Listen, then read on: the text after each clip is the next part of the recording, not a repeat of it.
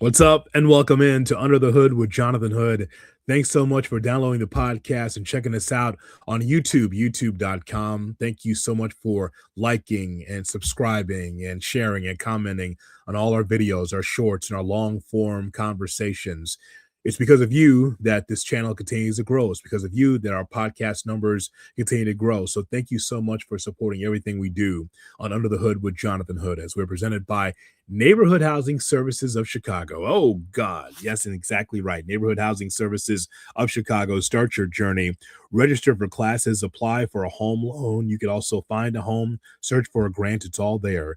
Neighborhood Housing Services of Chicago. NHSchicago.org is where you go for Neighborhood Housing Services of Chicago. Great people there. Just tell them Jay Hood sent you.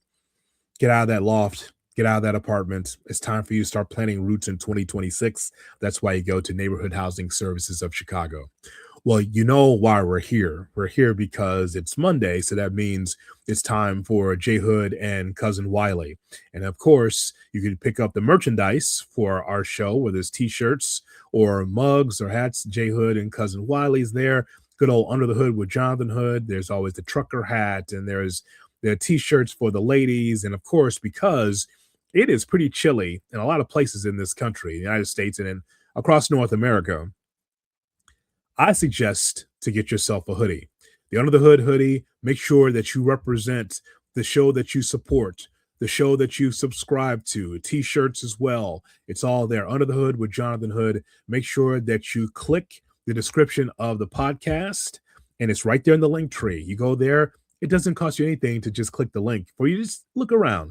A great gift for someone or for yourself. Under the Hood with Jonathan Hood merchandise available right now. We're going to hear from my crazy cousin, Cousin Wiley, in just a moment. The reason why that we do shows together is because, well, we get tired of texting one another about things that we like and don't like about sports. So that's why I said, Wiley, it's time for you to be able to have the platform to be able to say what you want to say, so that way we're not texting each other every day about every little thing in sports and everything else in between. So we should talk about what happened on Saturday. And if you missed our coverage, our Under the Hood post-game show, when we talked about the Bears in their overtime victory against the Packers, make sure you go back and just, I mean, it was hard for me to even talk and think about everything that happened. The Chicago Bears, for about 55 minutes, I was going to come out with a negative post-game show because I was thinking this. I was thinking to myself, well, there's the remote goes down. I was thinking to myself, I was saying, man, here's an opportunity for you to be able to really capture the moment if you're the Chicago Bears. You already lost to the Packers before. And so here's an opportunity for you to really capture the moment and say, it's Soldier Field, it's sold out. Bears fans are screaming just for the Bears to do something offensively. It was time for the Bears to be able to step up. And even late in the fourth quarter, down 16-7, you're thinking, will the Bears be able to pull out yet another comeback? And they did. So many factors in that game, and we'll break it down as we go through this podcast, but you watched it or you were there at Soldier Field. It was incredible. We've seen some miracle shit from the Chicago Bears a lot this season, but this one, it meant more because it was the most meaningful game for the Chicago Bears in a decade at Soldier Field. They've had regular season games, sure, they've had a lot, but this game meant more because you were trying to make sure you solidify yourself as a playoff team and to be able to take on a division opponent like the Green Bay Packers. A rivalry is one thing, sure, but you really want to be able to draw a line in the sand. And Caleb Williams to Jade Walker to so many others came through in a big way. So I just want to start off before we hear from my cousin Wiley about just some of the things that we saw here, because the headline that the Bears win, Packers lose is something I've seen before. I'm an 80s kid. So in the 1980s, the Packers didn't mean that much to me. I read about it, obviously, in books about the rivalry between the Bears and the Packers. And I'm like, okay, well, as an 80s kid, the Bears steamrolled the Packers on a regular basis. Mike Ditka's Bears are beating the crap out of the Packers. So the Packers were the nail and the Bears were the hammer during the 80s into the 90s. And so I didn't think much of it. But obviously, when the Packers start taking advantage for about 2 decades and knocking the Bears down, well, I mean, it's a real rivalry. It's about time for the Bears to be able to step up in class and compete with the Packers and be able to surpass the Packers in the NFC North. It's about time. But this headline right here, we've seen a lot. Bears win, Packers lose. So, I mean, I've seen that before, but it's just been a long time since we've seen a game like that at Soldier Field that meant so much and then provided the kind of drama throughout the game. The Bears have had so many come from behind victories this season, but none more incredible than that one when you think about it, right? I mean, you think about the matchup with Jordan Love against Caleb Williams. And Caleb Williams went from Clark Kent for 3 quarters to Superman in the fourth in overtime. And then there's DJ Moore, one of the all around toughest players on this Bears team, bar none. That guy takes a beating, and he took the Bears to a victory for a game winner. And then there's like Jade Walker coming through out of nowhere, right? Jade Walker, who's been on this roster, I've seen every day on my depth chart. Just a guy that's in the locker room, that's part of the wide receiver core for the Bears. That dude walked on air for a touchdown. We saw Cairo Santos keeping the Bears in the game, which was improbable to win. There were unsung heroes like Josh Blackwell and Kyle Monangai and DeAndre Swift and the flexible Bears defense. It was bend, don't break or burst. It was a flexible defense for the Chicago Bears team. And so it was such an exciting moment because this Bears team has been the cardiac Bears. And now the Bears are going to go to another level. And now Ben Johnson and this coaching staff and this team are going to the playoffs. Can you believe this? Think about where we were 365 days ago, where this Bears team was garbage, where there was no accountability, where you were wondering how many players would even be left after the Eberflus regime that would still be with this Bears team.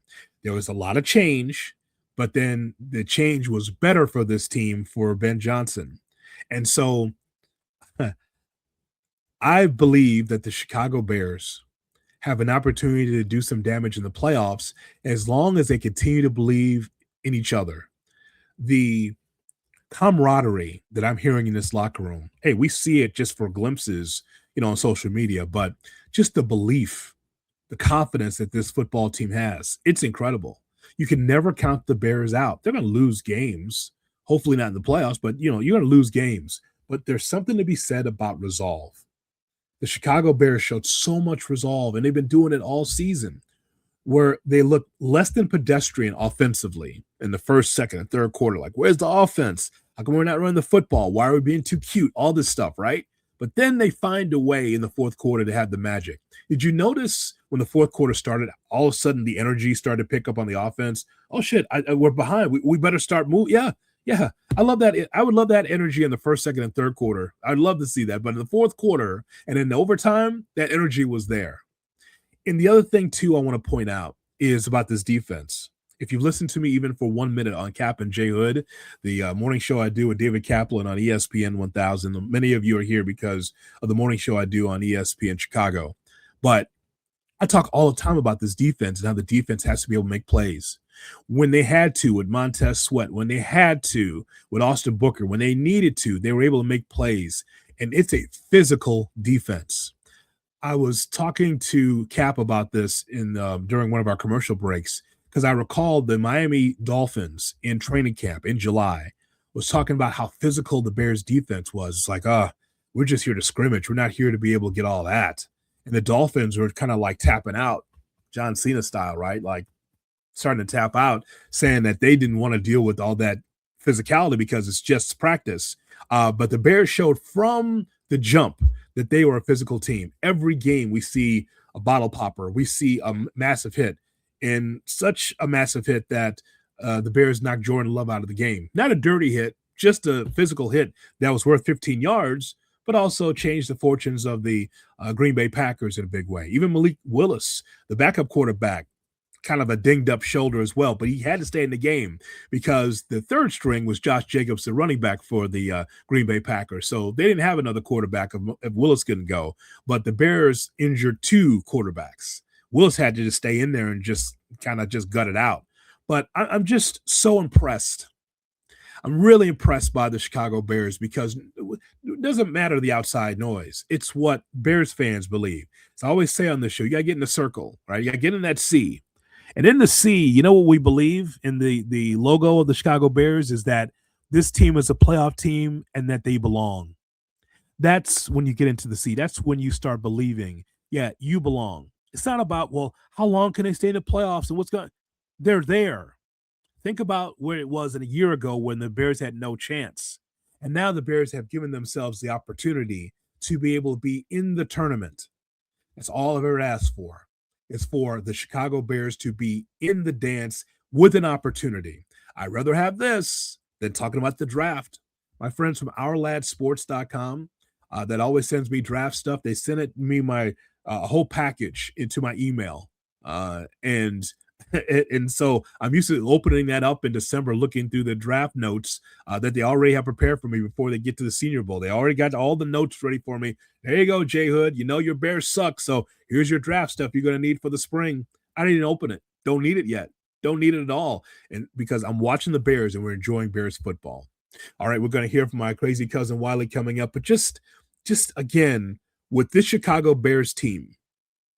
What it comes down to is that a year ago, this team had no hope and there was no future until Ben Johnson comes in as a head coach for this football team, until Caleb Williams starts to come into his own as the quarterback for this football team, and for the belief to be there behind Ben Johnson, his coaching staff. It's all working in concert. Even the guy on the screen right now that I'm looking at, Ben Johnson, is not a complete product. He's not as a head coach. You saw that 4th and 1 play, ridiculous in the first quarter. Wanted to show everybody how smart he was instead of just lining up, getting a running back, get that first down, and get into the end zone. He precluded the Bears from getting into the end zone because he wanted to show how smart he was. He made the mistake. He admitted it was a mistake. But this is why, even along the way, with question marks about the defensive line and question marks about getting off the fast starts and the 100 plus yards of penalties that the Bears had against the Green Bay Packers, they still found a way. They still had guys that came through, special teams, defense, and offense. Individual players were able to make plays to help the Bears beat the Packers. Things we question, nothing wrong with questioning the team, but they still win. You can't take away the 11 wins they've had so far. And the playoffs, bro, I'll take this all day. Here from my cousin Wiley coming up. And don't forget, like, share, subscribe, and comment to our video here as we are in the afterglow. Oh, hon, pass me a water. We're in the afterglow of the Chicago Bears and their victory against the Green Bay Packers in overtime, one of the greatest games that I don't think we'll ever forget at Soldier Field. Ah, yes, the big game. Bears and Green Bay, and the Bears come out on top in overtime. So great to see the Bears be able to get this done at Soldier Field. So many fans that were happy, Bears fans, because it feels like even though you've had a successful season, you're able to get over that hump against Green Bay in the regular season.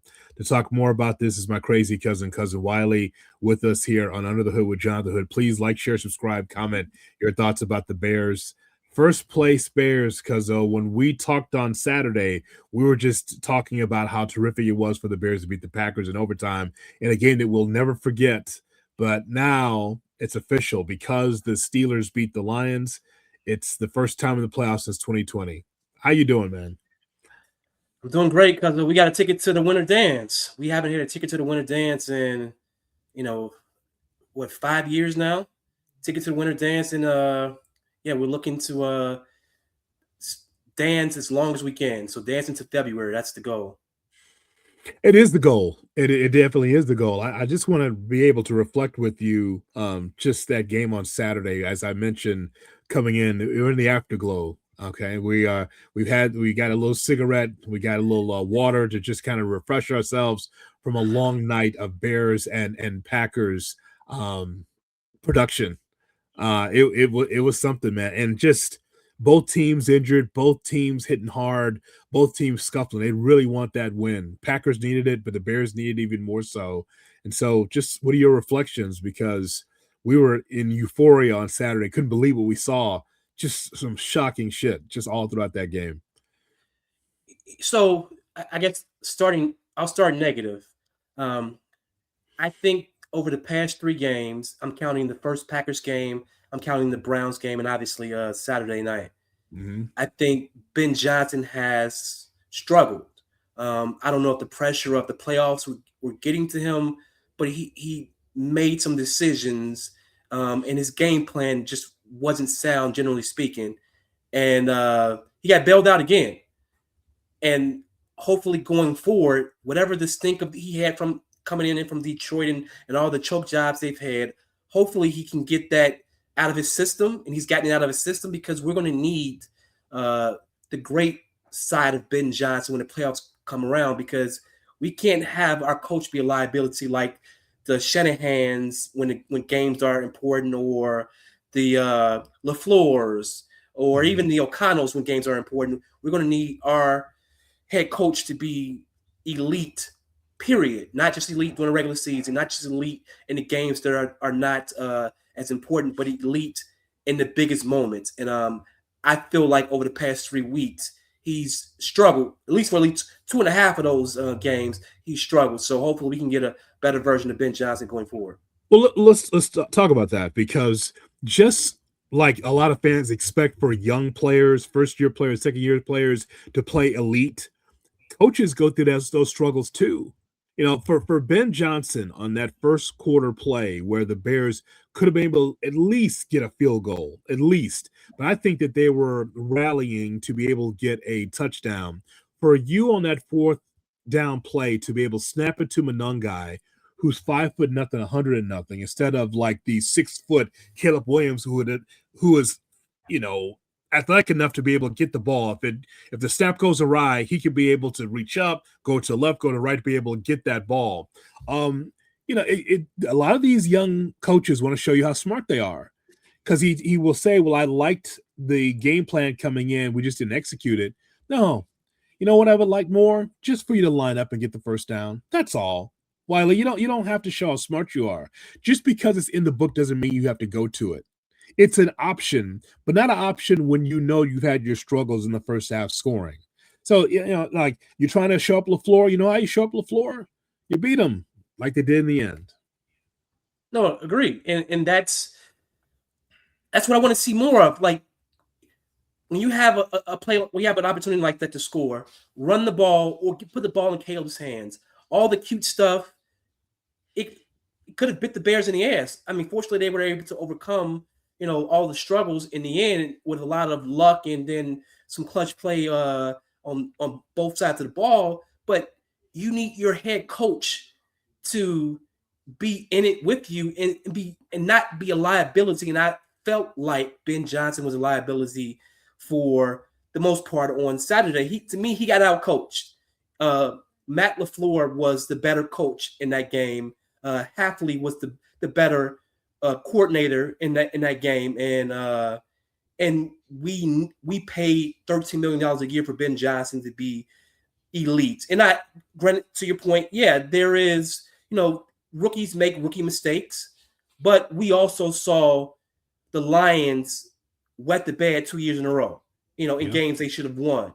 So we're going to need Ben Johnson not to be a bad weather in Chicago.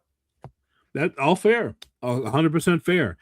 In those scenarios, if you feel like you need to run the football, because we saw him hit the run game like 13, 14 times in a row in a game that we saw in the regular season. If you got to do that, you got to do that.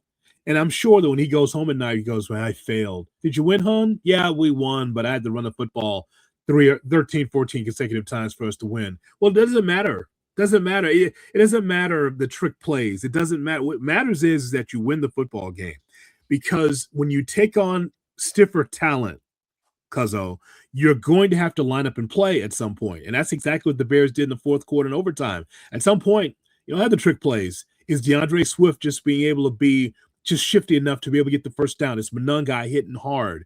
It's the tight ends getting open at the sticks for the first down.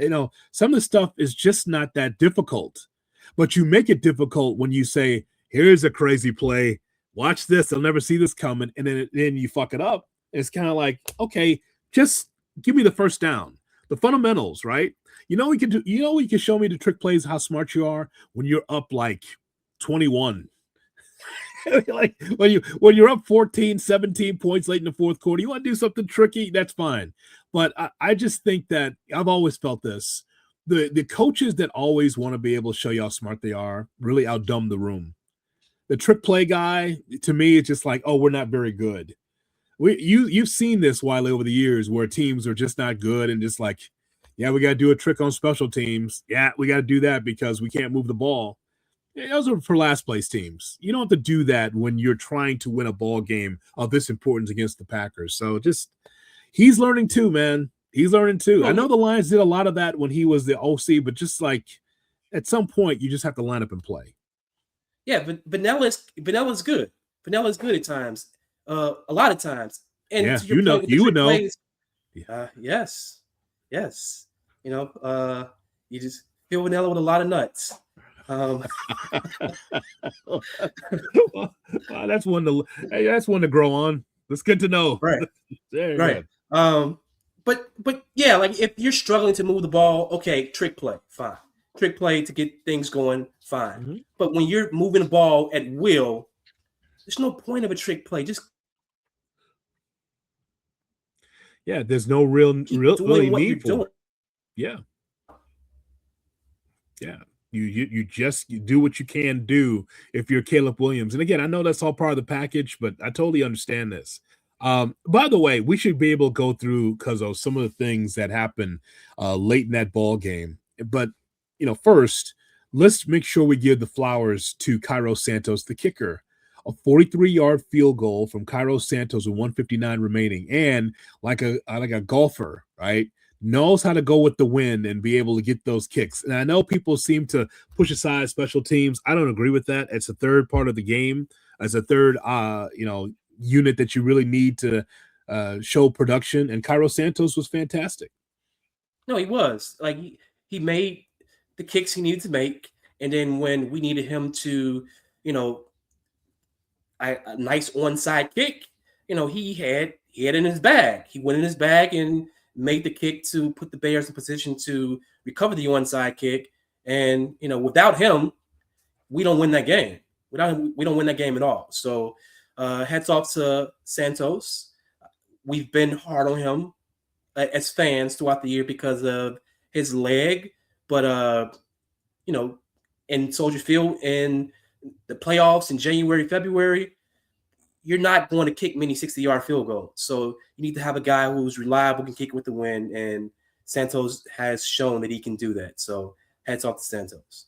Romeo Doubs. I mean, we have to be able to talk about this, Cuzzo. The pressure, and I knew this coming into the game because I was saying this before the game. There's no pressure on the Bears.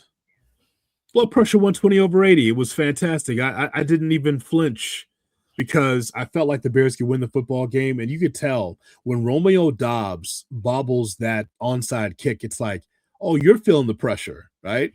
Like we're just trying to get the ball back. And Doubs somehow, some way, jagged that opportunity for the Packers. And that was amazing because it just now you even have more momentum. No, it was. And Doubs looked like a little kid playing shortstop in a big moment, and he wasn't ready for it. Instead of him attacking the ball, he let the ball play him, and by letting the ball play him, he ended up not being able to corral the ball, and Blackwell recovered the muff, and Bears win. It's crazy. So, but even more so than that. So now you have unsung heroes, right? Now you have Jahdae Walker, okay, number 20. Up there, like just running on air after he catches that touchdown, as if he's had that in his mind all his life. Like, I'm going to make a big play and I'm going to walk on air. I'm so happy for that young guy because the room is so talented offensively for the Bears. There's no room for Jahdae Walker to be in the offense. But when you have injuries like the Bears had, it's like, Jahdae, got to catch that ball, man. I'm glad it was him and Ezekias. So glad it was Jahdae Walker, man. Young hands, fresh hands, baby, virgin hands. Hadn't got a chance to be able to have that opportunity. Smooth Camé hands. He was right there, man. Boom, touchdown. And he used to sleep on Caleb's couch, so I imagine he was catching a lot of balls. And oh, wow, there's no reason for that. And the Caleb man cave. Presented by Neighborhood Housing Service of Chicago. Yes, nhschicago.org. That's right, folks. Proudly brought to you by nhschicago.org. I'm sure they are proud of that podcast and the thoughts from John A. Walker and Caleb Williams from Cousin Wiley.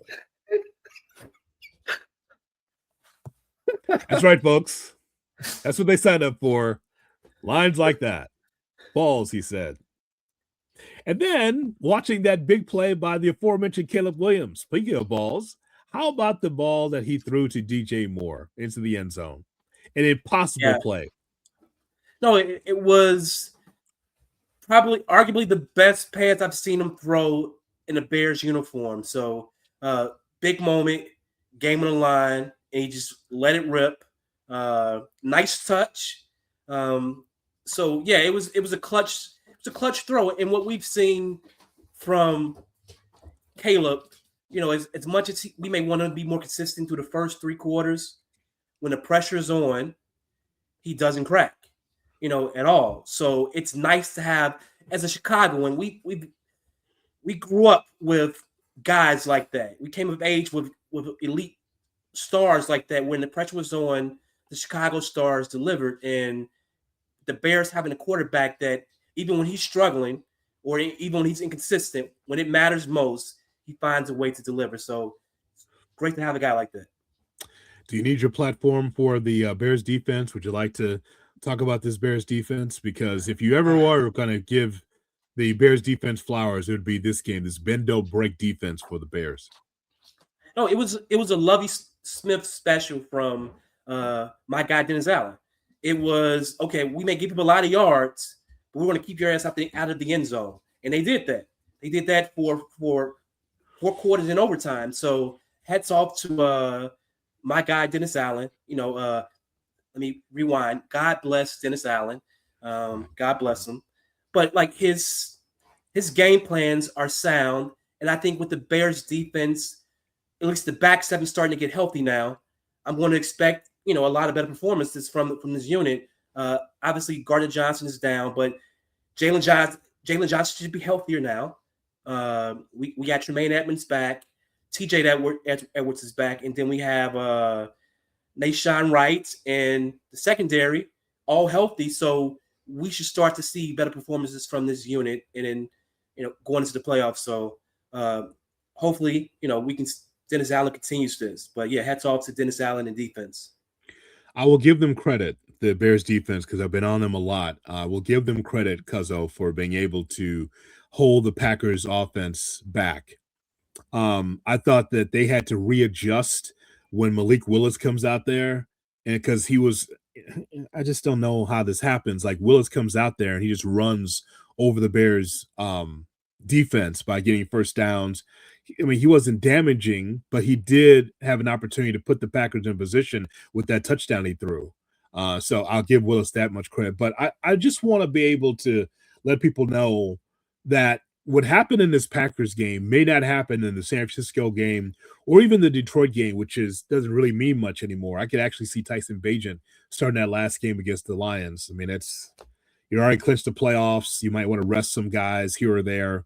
That's going to be a conversation, by the way, to start the year on whether or not how much Caleb plays or if he plays at all. But I just want to give these numbers. And this is from Brad Biggs from the Chicago Tribune. He says that the Packers ran 19 plays inside the red zone. And that's a lot. If you run 19 plays in the red zone, Cuzzo, that means that would you score 50 points? I mean, that's a lot. They ran 70 offensive plays.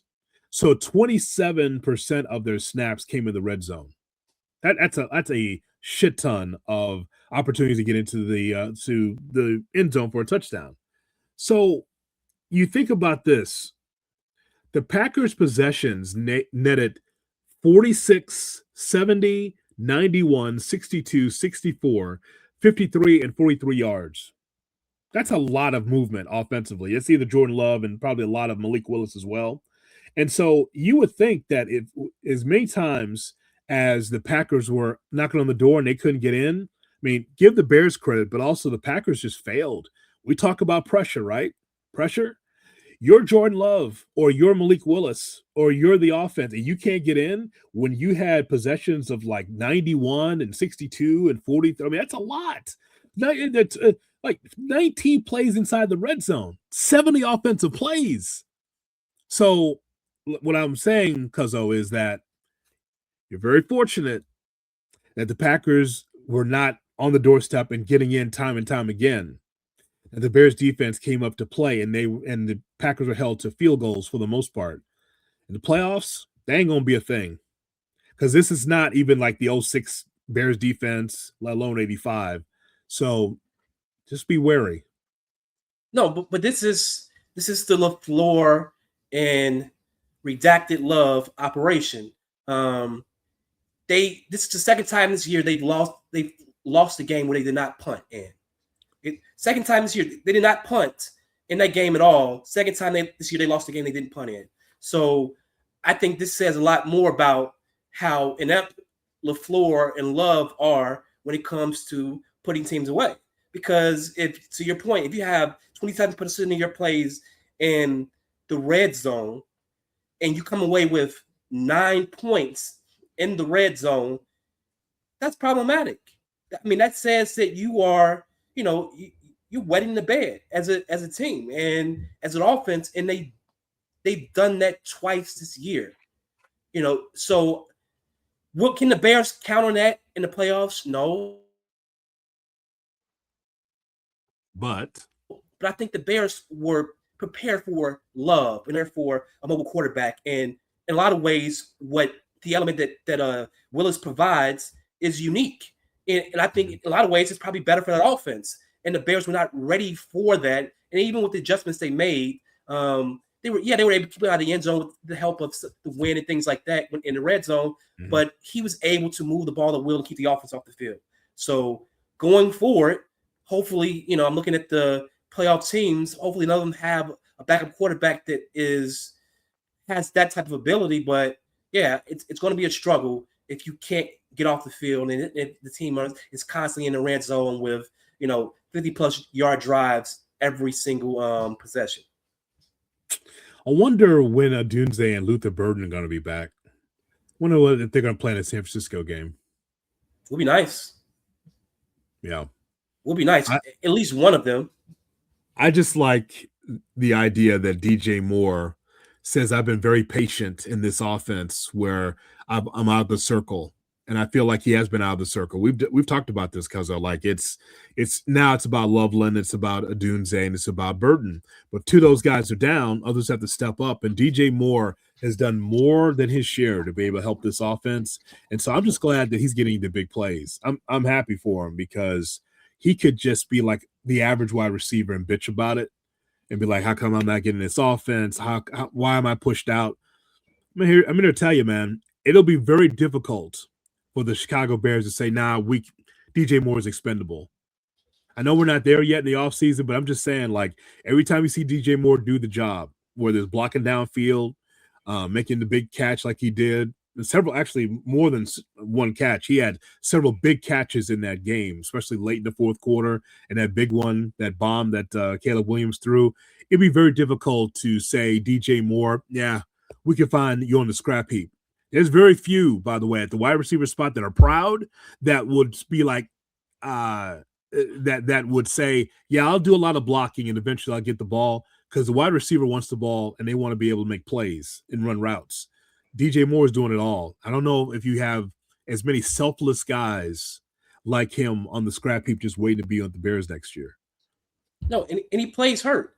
And he's the most reliable player on offense outside of Caleb over the past couple of years. So he shows up, whether he's feeling well, whether he's injured, he shows up and he is mostly productive when he's on the field. So, I don't think they're going to look to trade him. I think he's too important to the team going into next year.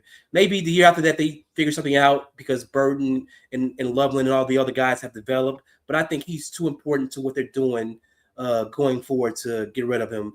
I think Oz is definitely gone. I think Ja'Day Walker is going to take his spot next year. But, yeah, I think you're going to find a way to keep Moore in the mix going forward because he's a leader of the team and he's too important to what they're doing right now to get rid of. It was close though, Cuzzo. Think about it. We were talking about these games in which DJ Moore didn't have any receptions or didn't have much of an impact. I'm just saying, like but now with DJ Moore in this mix, it's hard to part from a guy like that because if it's more than just a Packer game. Because I know that in your mind, as you hear me talk, all you know is Bears win, Packers lose. That's all you've been thinking about all day. But that's it. It's more than that though. Because for me, it's good to have a veteran and an old head in the room like a DJ Moore. There's value to that. It is. There's a lot of value, especially when you have a young core. You need some guys who knows how to be a pro, who has experience on what it takes to prepare yourself day in and day out. And I think DJ Moore is a great example of what that looks like when it comes to making sure your body is ready, finding ways to play through the pain, and still showing up and doing, your job. And we've seen Bears teams that struggle with that. So having a guy like that in your offense to be an example for the young guys, I think is really important. It's time for your platform, Cousin Wiley, for you to tell us now that San Francisco's in the playoffs and the Bears are in the playoffs. Makes me wonder what this game is going to be like. I have not seen the gambling line on this game just as of yet, but I mean, hey, going out to a place where it's been a house of horrors sometimes in San Francisco for the Chicago Bears. So please tell us about this game, Bears and 49ers. What do you think? All right. Gather around, boys and girls. The Bears go into San Francisco on Sunday night to face the 49ers. San Francisco is one of the 5 teams that have an opportunity to get the number 1 seed if they win out and get some help along the way. And obviously the Bears are still playing for the number 1 seed, so beating the 49ers is important. So it was 3 nights after Christmas. Santa's gone. Leftovers are in the belly. And the 49ers are on the menu for dessert. The Bears passing offense will have a great day against the 49ers 22nd ranked pass defense. Caleb will go over 300 yards for the first time this season. Bears will win 33-27. Bear down.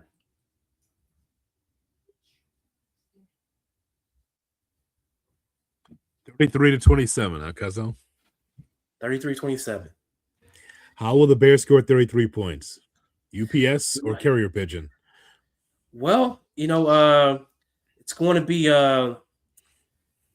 all the rainbows and with Caleb present and throwing all the deep balls in San Francisco. They're going to presented by Neighborhood Housing Services of Chicago. That's right, folks. Looking for a home? NHSChicago.org is where you go. Neighborhood Housing Services Chicago, NHSChicago.org. No, I think Caleb's going to have a great day in San Francisco. Weather's going to be perfect. Bears should have some of the weapons back. So the 49ers can't stop the pass. They had the Titans, I think, put up like 27 points against them. Yeah. I think the Bears are better than the Titans offensively. So I expect a big day from Caleb in his pursuit of 4,000 yards. He's still on pace to have 4,000 passing yards. So I expect a big day from the passing offense. And, for San Francisco's a great day to do it. So, and they're playing for something. They're playing for something. There's no pressure of the playoffs that's present, but they're still playing for the division. They're trying to be number 1 in the division. So a win will make them win the division with a win. And they're still playing for first place in the conference. So they need the 49ers to beat the Seahawks or the Panthers to beat the Seahawks to get first place in the division. I mean, don't forget in the conference, yeah, and which is it's so topsy turvy. Like the one thing we know is like Seahawks at the top, the Rams are at the top for a long time.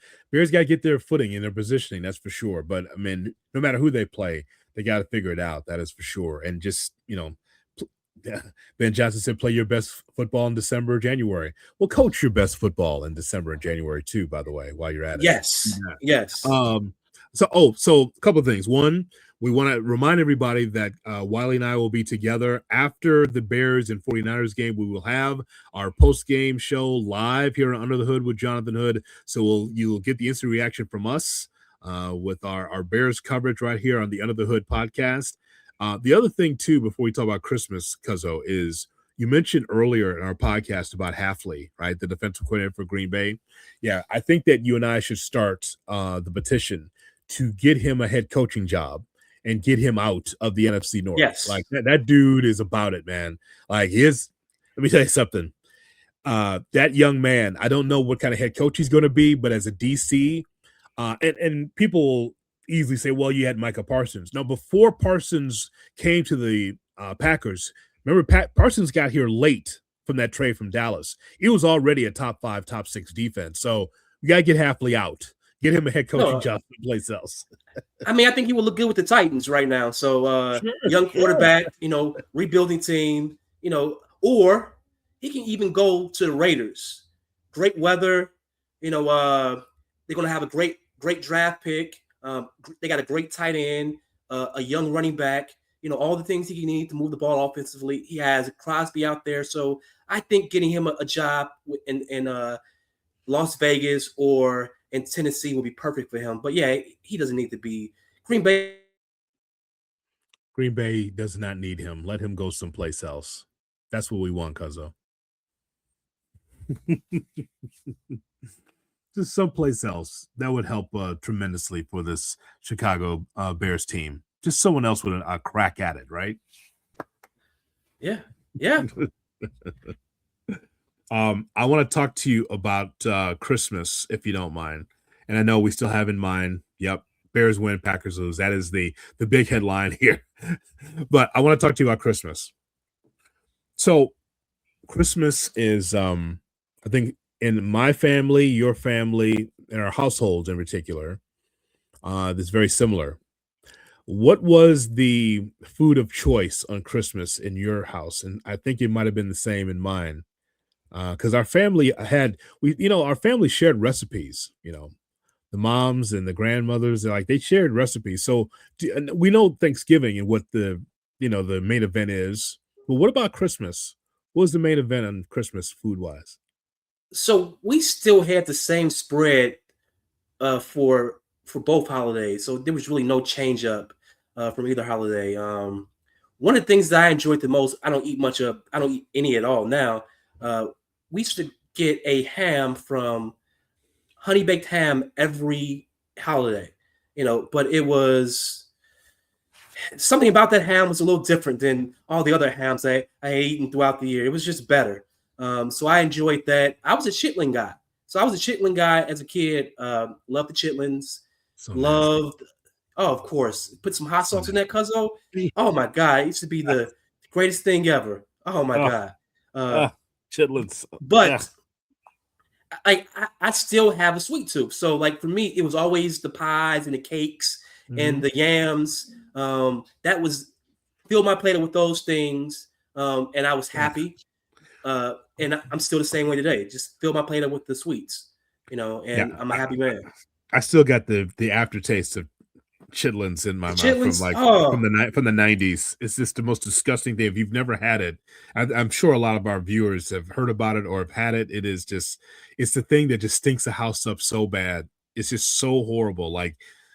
And listen, it's a long conversation you and I can have about how Black folks had to be able to get, the scraps and to be able to make a delicacy out of the scraps that was given, right? Back in the days of slavery, hell, it went into the 1900s with our great grandparents and our relatives that have passed on for generations. They had to be able to get the scraps and make it something. This is why rib tips are a thing. Right? This is why certain things that you think is commonplace today, we had to be able to eat those things. And of course, where our families both being from the from the South, they brought those delicacies up to the North, and some of that stuff was just not good. Just was terrible. Oh, cuzzo, like I ate literally every part of pig you can imagine. Like it was, and and just and I was, maybe a little bit rebellious. So I would push back on the pig. Like I'm not eating this tonight. And you know how that was in the black household. Yes. If you don't eat this, you're not eating tonight. And I was Yes. like, you know what? I'm not eating it tonight because I'm not eating this at all. And but that was routine. Like whatever was pig was breakfast, lunch, dinner, snack because hog head cheese was part of the snack. Really Vienna was like sausage. what a nice cracker. Let me tell you something. Yeah, A little hog head cheese, man. Didn't yeah, look great, yeah.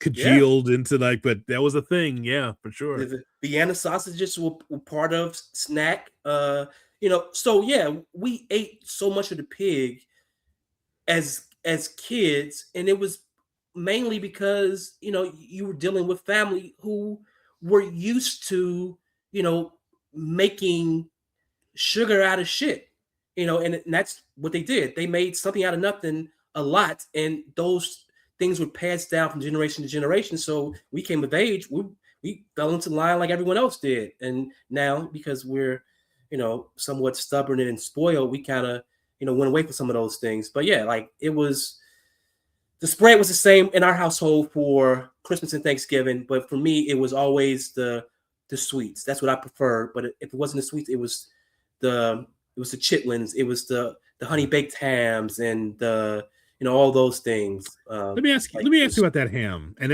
ham is not. You'd be surprised. I'm not a ham guy.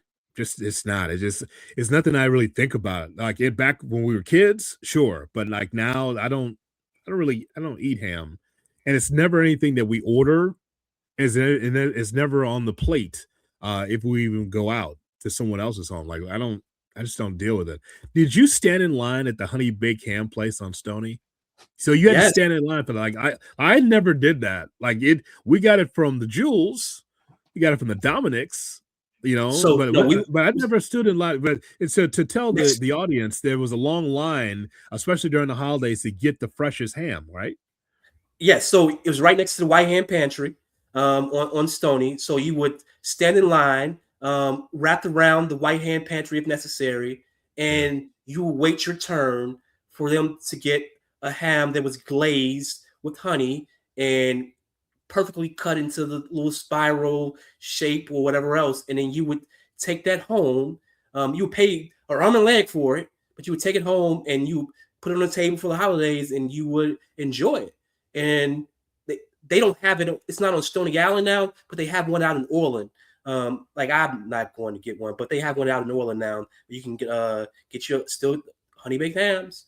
It's still going strong, but yeah, like it was a holiday staple for us. Yeah, I'm sure again, as we have documented, when we have older people growing up in our family, like it's whatever that they learn. Still going through those cookbooks, like some of the best desserts, the best cakes came from an actual book. That was from I think I still have one in storage here from my mom, who you knew very well, because your mom and my mom would share recipes in these old books. It would be like you have a rubber band around them, or like some kind of tape, just to make sure that the pages stayed together so that they could flip through. But none of the pages would slip out now. They just made sure they were able. It's something about the older generation, man, where you had to be able to be on the ball, Wiley. You had to, because you didn't have the money to have someone fix things for you. You had to be on the ball. The idea that like our parents knew how to bind books to make sure that it would stay intact. Like it wasn't just tape. Sometimes they just like got like cardboard if they had to, just to make sure that the book would stay intact in the pages. It was just it's amazing. I look back at some of that stuff and just like, yeah, I just probably would have thrown away, or man, I just would have made copies. Like the It way they is. did I got old Bibles like that too. They just kept it intact to make sure that they would never lose a page of it. It's crazy. It was the grit, the ingenuity, and they were. I mean, just resourceful in ways that we just take for granted. So, like, hats off to that generation, because I mean, they just what they experienced, one, and then the faith and the hope that they always projected through all those trials and tribulations, says a lot about them as people, and just says a lot about their faith in general, because a lot of us will crack quickly Yeah. under similar circumstances, and they were not willing to crack. They were crackheads, but they were not going to crack themselves. We did not have crackheads in our bed. No, I said they were willing to crack heads. They were Yeah. going to crack Yes. other people's heads. Yeah, but they were going to crack themselves. No, yeah. Yes. No. No, No. we drink. No crackheads, we drink. We just drink. Yes, if you shake our family tree, there's plenty of bottles that'll fall out of the limbs. That is for sure. There's plenty of bottles that'll fall from the sky if you shake our family tree. That's for sure. Now we're a family of drinkers. Absolutely, Yes. and also the holiday parties. Now, from what I can recall, it wasn't like the day of, like on a Thanksgiving or Christmas, but like a day afterwards. Oh man, that was the thing, man. Day afterwards, man, the cooler of Budweiser or Old Style, Falstaff, like all Coors, it'd be in there, man. I just would just imagine, man, just putting in like 36 cans of beer in a cooler, and it's all gone at the end of a night. How's that? I mean, like, but it sonically just goes. And then, of course, it's your job or my job to be able to dump the cooler out into the onto the patio to get that ice in that water and get it out of there, right? It was just bananas. The way that our family went hard. They worked hard, but played harder, kind of like what we do now. Like, but not to the extent that they were doing it back then. We had some rough customers growing up, did we not? Yeah, it was. You learned before you knew how to count. You knew how to play cards. Before you could before you can open a can, you understood how to drink. Because it was around. It was alcohol, cards, A lot of cigars or pipe smoke or cigar smoke. I recall that. cigarette smoke filled the air. Hmm. Yeah, it's a lot of that in our family, man. That's so much fun though, to watch them. And we're just kids at the time, right? We're just watching all Yeah, this like, oh, this is how you live, I guess. yeah, soaking it up. A lot of jewels were passed down though. There were a lot. Like I said, sometimes we're spoiled in a lot of ways, but there were a lot of great examples, great lessons. So I'm sure we're both appreciative in many ways for a lot of those lessons, even if we didn't understand them in the moment. We grew to be appreciative of the lessons. Absolutely. Absolutely. And so not abusive as much as it is just fun watching how they were able to have so much fun in their lives, working hard, sometimes 6, 7 days a week. But boy, afterwards, time to crack open a can. And by the way, you learned the value of money during that time too, as a young person, because every can had to go into the trash bag. Every can had value. Crush it up Yes, and put it in the bag because at some point we're going to cash those in and get money from it just to start all over again. yes, Just to drink absolutely. again. Don't you realize that a bag of crushed cans get you another 12 pack or another 24 pack for the next Saturday? All in the same week. It's just great, man. It's just our family just is really amazing. And I know that there's probably some that can relate to that, man. But just it's a time for me, Wiley, to reflect on the good old days and like how they crawled through glass for us to be able to skip through, the prairie. Yeah. They went through all of it so we could be able to have the lives that we have today, which is pretty cool. No, and I mean, hats off to them, because the sacrifices that were made, and what they were able to overcome in ways that we still take for granted. Like just hats off to them, because without, I mean, obviously, literally without them, there's no us. But Right. without their sacrifices, we couldn't have made the progresses that we've made, and hopefully, future generations continue to make. So, just hats off to them for just being just tough and resourceful and survivalists of the top levels. So yeah, just heads off to them. Speaking of survival, you know what's surviving and thriving, and that is our merchandise. The Under the Hood merchandise is available right now. We got mugs, and we've got t-shirts, and we've got beanie hats, and we've got trucker hats, and of course, because it's been cold in the Midwest and the Northeast, and some places in the South, I've been seeing. We get older, you look at that Weather Channel a little bit closer. Been seeing that there's a need for Under the Hood. Bam, right there, a hoodie and a t-shirt. Make sure that you go to the bio and check out the merchandise. Wiley, it's starting to fly off the shelves. People call Captain J Hood, said thank you so much for the Captain J Hood hoodie. I did not expect that, by the way. Several people called in on Monday. It was like, yeah, I got my merchandise. I'm like, hey, yeah, thanks, appreciate it. And that's really important to get yours. But if you're a gentleman and you have women in your life who or a woman in your life who you love, you understand they're thieves. They're going to steal your hoodie. So get them one. They'll still steal yours too, but get them one so they have their own and they'll have less of a reason to steal it. Get one for the entire family. Be warm in the winter months as you watch the Bears, matriculate to the Super Bowl and win.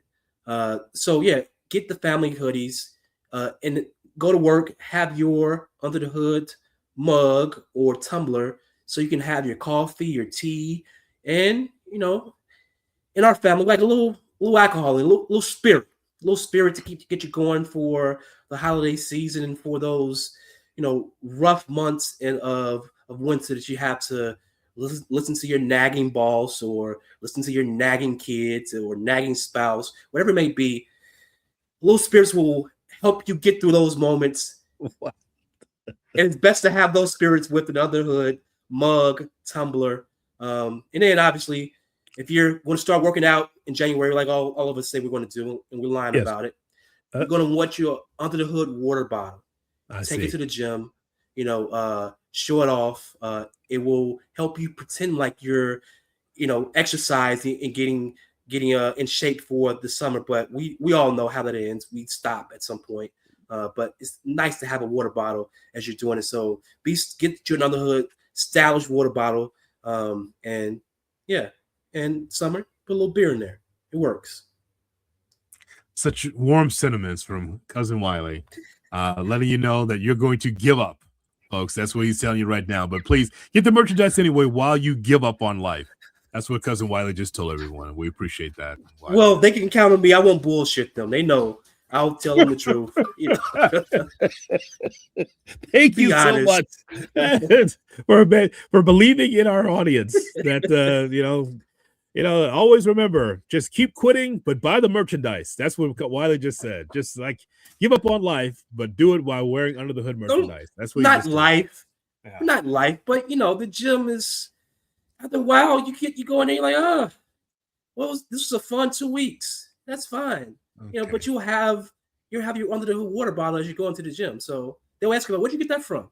And you'll tell them. That's right, folks. Neighborhood Housing Services of Chicago. That's where you go. That's right. NHS Chicago. NHSChicago.org is where you go. Get that out of that loft. Get out of that apartment. Start planting roots by going to Neighborhood Housing Services of Chicago, NHSChicago.org. All right. So Cuzzo, by the way, last thing. People, I don't know how much of the YouTube comments you've been reading over the last 48 hours. People want to know where'd you buy your Fuck Green Bay t-shirt? And that's a lot of people are asking that question based on the show we did on Saturday. So I got it off. So a lot of the shirts I get, I got a guy who actually makes them. I guess I'll put that in the comments, some of the comments. But I got that one off of Etsy because I was looking for something, and I found that they shipped it pretty quickly. I think I got it like in a few days. Even during the holiday season, that's fast. So yeah, go to Etsy. I don't know who the seller was, but you can search Fuck Green Bay and you can find that shirt on there. But pretty much everything else I usually get someone else. They make it for me. So yeah. What he's not telling you is that it's from an ex, and he's cut ties. So now, yeah, he does not have the contact for Etsy. So that's all right. Please leave in the comments. If you can go back into your phone, maybe you can find out who that was it smarting you up to Etsy. So maybe you could help our audience. Thank you very much for that. I'll see what I can do. It's unbelievable, folks. It's incredible. It's Cousin Wiley. It's just amazing. Merry Christmas, cousin. Love you. And I am overjoyed that we are able to do this in a controversial fashion at times. I always have to check the bank book, see if I have enough money when I'm getting fired here because of you. But either way, I think we're holding on very nicely. We're definitely growing the Under the Hood podcast. Same thing, Cuzzo. Love you. Nothing but health and prosperity, and to end this year and obviously going into next year. And hopefully, like I said before, you're able to do this, because you choose to, obviously, for the next 30 plus years, because what you've done is what you do is enjoyable, and we're all better off because of it. So I appreciate you. Merry Christmas, everybody. Yes, Wiley and I are Christmas guys, so we can say Merry Christmas. And also for the rest of you, happy holidays to you and your family. Happy Kwanzaa that starts on the 26th as well. Keep it locked. All right, don't pound the chest. I didn't say. Don't be pounding the chest. All right, put the fist down, please. We have mixed company watching the show. Please, don't intimidate the people. We appreciate everybody checking out Under the Hood with Jonathan Hood. Happy holidays to everybody, and just keep it locked. There's a lot more where this came from, especially with the Bears and the 49ers taking place on Sunday. Don't forget, we got our post-game show on Sunday as well. Make sure that you're with us for that. All right, for Cousin Wiley, this is Jonathan Hood. Thanks so much for checking out Under the Hood with Jonathan Hood. Happy holidays, and and also Wakanda forever. So long, everybody.